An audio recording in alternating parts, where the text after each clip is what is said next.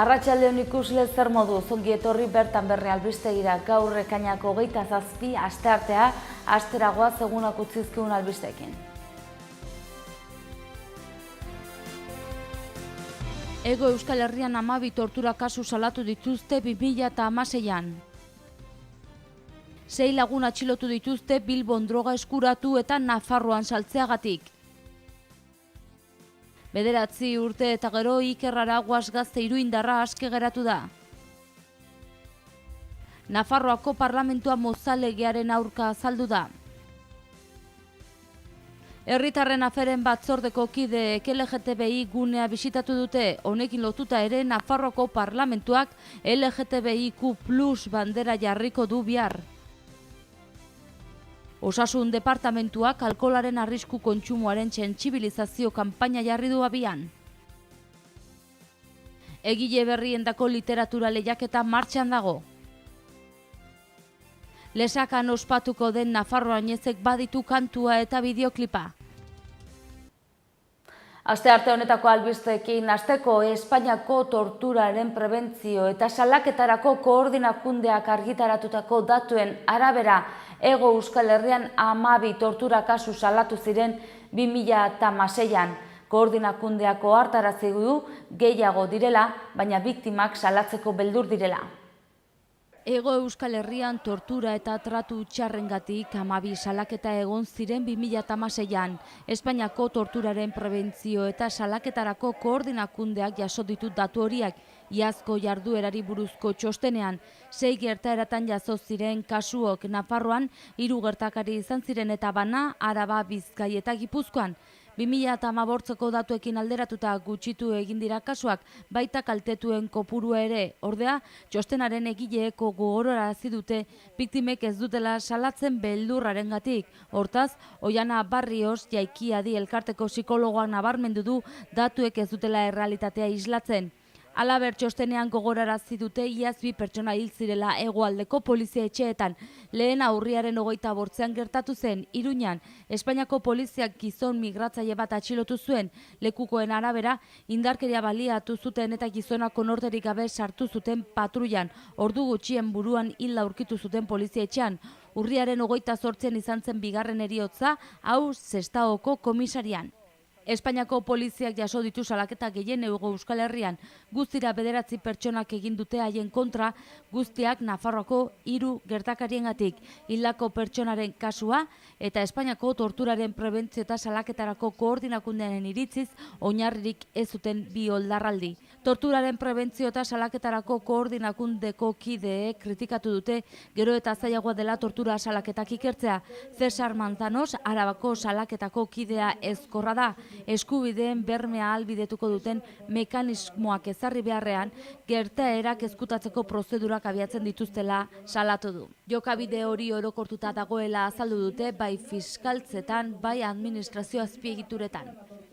Kartzelen egoera ohartarazi eredu koordinakundeak. Silvia Encina abokatuak azaldu du bakartuta dituzten pertsona zigor doblea jasaten dutela. Araudiaren aurka 42 egun jarraian ziegan itxite egon diren kasuak badaudela esan du. Halaber, egoera horiek salatzearen beldur direla berretsi du horrek ekar litzakeen ondorioengatik. Espainiako poliziak 6 lagun atxilotu ditu Bilbon droga eskuratu eta Nafarroan saltzeagatik. Espainiako poliziak 6 pertsona atxilotu ditu Bilbon droga sintetikoak eta kokaina eskuratu eta Nafarroan saltzeagatik. Herritar batek antidroga abildua polizia.es posta elektronikora idatzitako salaketak ahalbidetu du polizia operazioa, segurtasun indarrek jakinarazi dutenez. Atxiloketez gain 9 miaketa egin dituzte eta 452 gramo kokaina eta 1740 gramo espida aurkitu dituzte. Saltzaileak droga trafiko sarearen ustezko burua identifikatu zuen. Zizurren bizi ziren saltzaileak eta droga eskuratzeaz, banatzeaz, zorrak kitatzeaz eta laguntzaile egitekoak azaltzeaz arduratzen ziren. Agenteek ikusi zuten Bilbon eskuratzen zutela droga eta gauez eramaten zutela Nafarroara gama altuko autoetan eta kontrolak atzemateko eta Iruñeko sarbideak zaintzeko autoekin. Atxilotuetako bat 2012an ere osasun publikoaren aurkako delituagatik zigortua izan zen, kontsumitzaileak bilatzeaz arduratzen zen eta 2 etxebizitza zituen droga banatzeko eta ezkutatzeko. 9 urte kartzelan eman eta gero Iker Araguaz gazte iruindarra aske geratu da. Okaina 2 espetxetik atera da Iker Araguaz iruindarra 9 urte preso egin ondoren, senide eta lagunak han zituen zain. Iturramako gaztea 2008ko urriaren batean atxilotu zuen Iruñean polizia espainolak Ibai Azkona, Gorka Sueskun eta Mikel Flamarikerekin batera. Auzitegi Nazionaleko Fernando Grande Marlaska epaiak agindu zuen operazioa eta Segiren aurkako sarekadaren baitan kokatu zuten. Handik astebetera beste 4 gazte atxilotu zituzten Iruñerrian, haiek ere Segirekin zerikusia zutelakoan. Guztiak inkomunikatuta eduki zituzten eta tortura salatu zituzten. 2015 epaitu zituzten Iruñerriko 10 gazte Segiko kide izatea leporatuta. Horien artean Araguaz bera. Hasiera batean fiskalak 10 urteko espetxe zigorra eskatzen zuen, baina gero eskaera 6 urtera jaitsi zuen. Azkenean guztiak absolbitu zituen Auzitegi Nazional Espainolak, epaiketan zehar inkomunikazio aldian jasandako tortura salatu zituzten gazteek. Hala ere, Iker Araguazek kartzelan jarraitu zuen 2010ean beste epaiketa bat medio kondenatu egin zutelako Auzitegi Nazionalak kale borroka leporatuta. Albiste gehiago utzi dizkigu gaurko egunak. Nafarroako Parlamentua esaterako Mozal legearen aurka azaldu da. Foru poliziak oinarrizko eskubiak ez urratzeko protokolo bat egiteko onetsi dute, bai eta Nafarroako gobernuak aholkularitza judiziala eskaintzea lege hori dela eta kaltetuak izan direnei. Gobernua sostengatzen duten 4 taldeen botoekin egindu aurrera deklarazioak, kontra azaldu dira UPN eta PP. Nafarroan 2015 eta 2016 artean 3.000 isundu izan dira. 110 manifestazio adierazpen eta informazio eskubidekin lotuta, Nafarroako gobernuak eman dituen datuen arabera. Legebiltzarrak elkartasuna adierazi die Mozal legea kaltetutako horiei. Herritarren aferen batzordeko kideek LGTBI gunea bisitatu dute. Gaur arratsaldeko 7etan irekiera festa ekitaldia egingo dute bertan. Eta honekin lotuta LGTBIQ+ bandera ipiniko du Nafarroako Parlamentuak bihar. Herritarren aferen batzordeko kideek arrotu LGTBIQ+ zentroa bisitatu dute. Neguan astelehenetik ostiralera egonen da irekita goizeko 9:30 ordu 1:30 eta arratsaldeko 4:00 8:00. Udan astelehen, asteazken eta ostiraletan goizeko 9:00 arratsaldeko 8:00 ordutegi jarraian eta astearte eta ostegunetan goizeko 9:00 ordu 1:00 eta arratsaldeko 3:00 7:00. Aurrez aurreko arretaz gain laguntza telematikoa egonen da LGTBI abildua pamplona.es helbide elektronikoaren bidez eta 948 22 63 26 telefonora deitzeko aukera ere. Arrotu gunean badaude areto bat eta LGTBI gaian espezializatutako hainbat liburu, agiri, ikusentzunezko eta multimedia baliabide biltzen dituen dokumentu funts bat. Norbanakakoei eta taldei arta sexuala eta psikosoziala emango zaie eta elkarri laguntzeko taldeak sortuko dira eta halakorik behar denean beste zerbitzu batzutara bideratzeko kudeaketa lanak egingo dira. Gunean B mailako 3 teknikari arituko dira, bat LGTBI laguntza eta sustapenean espezializatuta eta bi sexu eta genero aniztasunari arta emateko zerbitzuan. Besteak beste udalak honako ardura hauek izango ditu gune honetan, informazio eta sentsibilizazio kanpainen antolaketa, jardueren programazio eta edapena, koordinazioa sexu eta genero aniztasunaren alde lan egiten duten entitate publiko eta pribatuekin voluntarioen parte hartzearen dinamizazioa, aretoak eta erakusketa guneen lagapena eta bibliografiaren antolaketa eta mailegua. Zerbitzuak gunean bertan ezkanpoan dauden espazioak ditu informazio eta arta sexual eta psikosoziala emateko eta transexualei berariazko arta sexuala eskaintzeko. Gune horrekin udala kolektiboen eta oro har gizartearen eskaerei erantzun nahi die, gizarteak bera kolektibo horieri eragiten dien bakartasuna, bazterkeria, ezinegona eta erasoak errotik kentzeko. Izan ere, gizarteak kolektibo horiek baztertu, erreprimitu eta gaizki tratatzen ditu heterosexualen araberako arauekin bat ez datozen sexu edota genero orientazioa edukitzeagatik. Hori guztia kontuan hartuta sortu da LGTBI kolektiboko pertsonei arreta pertsonala emateko zerbitzua sortzeko ekimena. Osasun departamentuak bertzalde alkoholaren arrisku kontsumoaren sentsibilizazio kanpaina jarri du martxan. Osasun departamentuak beste kanpaina bat jarri du abian, ohi dena edatea gehiegi izan daiteke ezagutzen dituzu zure mugak goiburupean. Horrela, herritarrei helduei naiz gazteei alkoholaren arrisku kontsumoaren normalizazio sozialari eta haren murrizketari buruzko gogoeta egitea proposatzen zaie. Osasun departamentuko kontseilari Fernando Dominguezek ekimen hori aurkeztu du. Berarekin batera egon dira Nafarroko Osasun Publikoaren eta Lan Osasunaren Institutuko zuzendari kudeatzaile Mari Jose Perez eta Osasunaren sustapen eta osasun ataleko buru Margarita Etxauri. Ekintza honek helburu bikoitza du, bai gizarte arloan bai arlo pertsonaldean. Batetik arriskuko alkohol kontsumoaren ondorioen aurrean sentikorra agertzea, kontsumo honen aurrean dagoen gizarte tolerantzia murriztea eta familiak, helduek eta gizarteak oro har helduen eta adingaben osasunaren prebentzioan eta sustapenean izan dezaketen eginkizunari buruzko eztabaida sozial bat egitea. Bestetik, osasunerako arrisku kontsumoak ezagutzea, mugak jartzea eta horiek kontrolatzeko eta osasuna hobetzeko ekimenak egitea, familia eta lan inguru osasungarri eta arduratsuak garatzeko. Kanpaina drogen foru planak familia esparruan hezkuntza sanitario eta komunitarioan egiten dituen ekintzen barruan garatzen da. 6 hilabeteko iraupena izango du Nafarroako zenbait herritan eta jarduera batzuk barne hartzen ditu. 55.000 liburu iska eta 1.100 kartel elebidun argitaratzea eta banatzea zenbait esparrutan. Irratiko iragarki laburrak, iragarkia komunikabidetan, kartelak autobusetan eta markesinetan eta 3 bikoitza oidena edatea.nafarroa.eus webgunea sortzea kontsultetarako. Eta kultura kontuak izpide orain, egile berriendako literatura lehiaketa martxan da berriro ere. Egile berriendako literatura lehiaketa antolatu du 37. aldiz, oraingoan ere 3 modalitatetan hartu daiteke parte, narrazioa, poesia eta bertsopaperak. 3 sari izanen dira irabazleentzat 2.500 euroko banasari modalitate bakoitzeko, 1.000 euro bigarren gelditzen direnentzako eta 3. 500 euroko sariak. Aipamen bereziak egiten halko dituzte epaimahaikideek eta horiei 250 euro banatuko dituzte. Azaroaren 8 arte dago aukera lanak aurkezteko. Eta gaurko albisteekin bukatzeko Lesakan ospatuko den Nafarroa Oinezek badu kantua eta bideoklipa.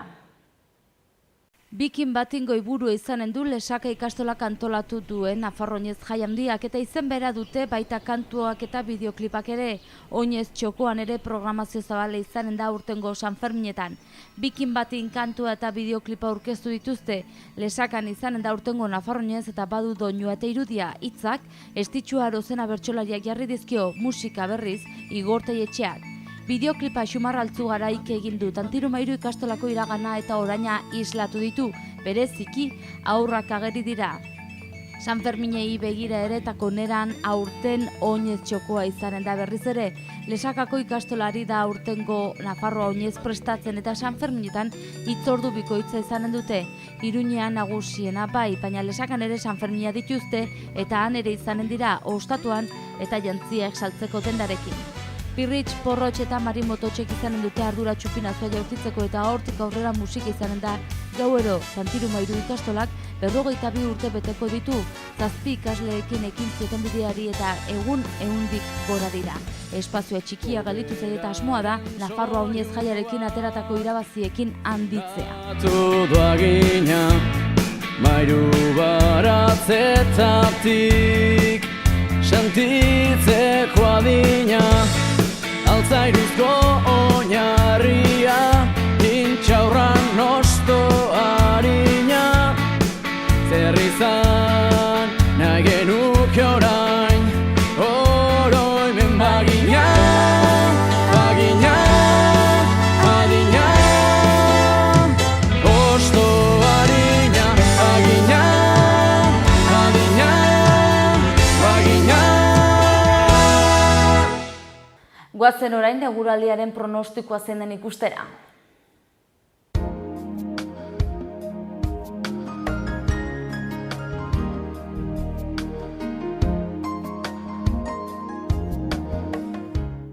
Gaurkoan ekainak 27, zerua oso hodeitsua egongo da Nafarroa osoan, zaparrada eta trumoi ekaitzekin tarteka.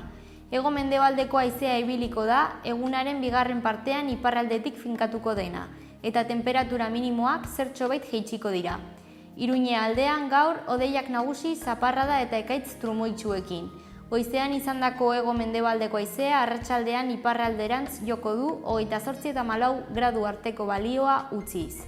Baztanen zerua oso hodeitsu egongo da eta zaparradak botako ditu noizbehinka, trumoi ekaitza egiteko posibilitateekin. Haizea ipar-mendebaldetik finkatuko da eta 14 graduko minimak eta 20 graduko maximak emango dira.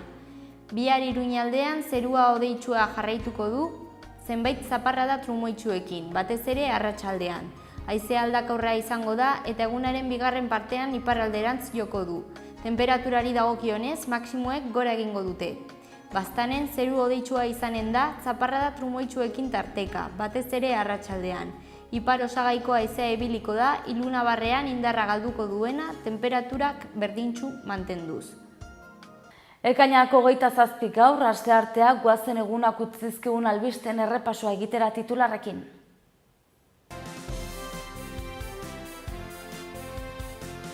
Hego Euskal Herrian 12 tortura kasu salatu dituzte 2016an. 6 lagun atxilotu dituzte Bilbon droga eskuratu eta Nafarroan saltzeagatik. 9 urte eta gero Iker Araguaz gazte iruindarra aske geratu da. Nafarroako parlamentua mozalegearen aurka azaldu da. Herritarren aferen batzordeko kideek LGTBI gunea bisitatu dute, honekin lotuta ere Nafarroako parlamentuak LGTBIQ+ bandera jarriko du bihar. Osasun departamentuak alkoholaren arrisku kontsumoaren sentsibilizazio kanpaina jarri du abian. Egile berriendako literatura lehiaketa martxan dago. Lesakan ospatuko den nafarroainezek baditu kantua eta bideoklipa. Eta bertzerik ez gaurko, zausi izan da dena. Mila esker zuen arretagatik eta arratsalde ona izan, bihar arte.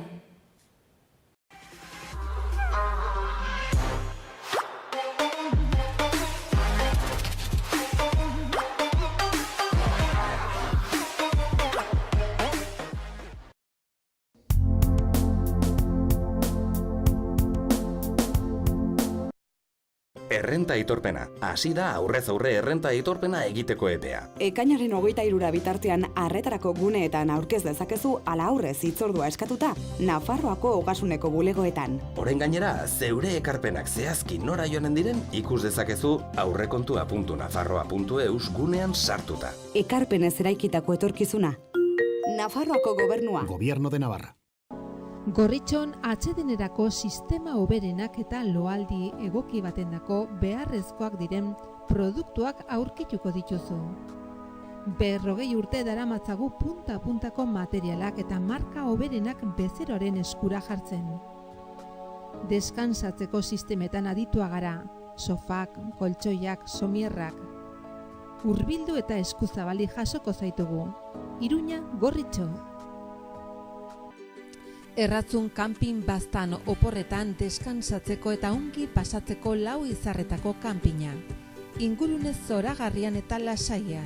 Hondarribit eta Donibane Loitzuneko hondartzetatik 3 ordu laurden eskasera, baztan kanpina.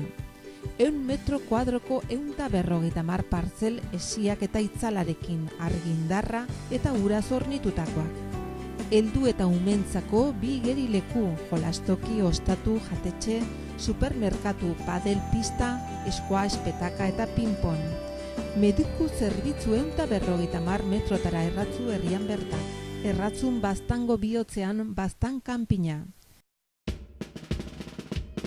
Gipuzkoako Tolosaldean, Leaburu herrian, inguru aldapatsu bezain politean kokatua dago Mahala baserria. Bertan ekoiztu eta elaboratzen dira hainbat esneki eta txerriki, hasi gazta eta jogurretatik eta txorizo eta urdaiazpiko onduetaraino. Baserritik bezeroaren ganaino zuzenean iristen dira produktuak, modu naturalean eginak dira. Beraz benetan, produktu osasuntsuak konsumitzeko aukera ematen du Mahalak, eta goxo-goxoa gainera. Jan Baserritik. Gure lurreko larre gozotik, nator zuzenean. zuretzat esneki bihurturik modu naturalenean.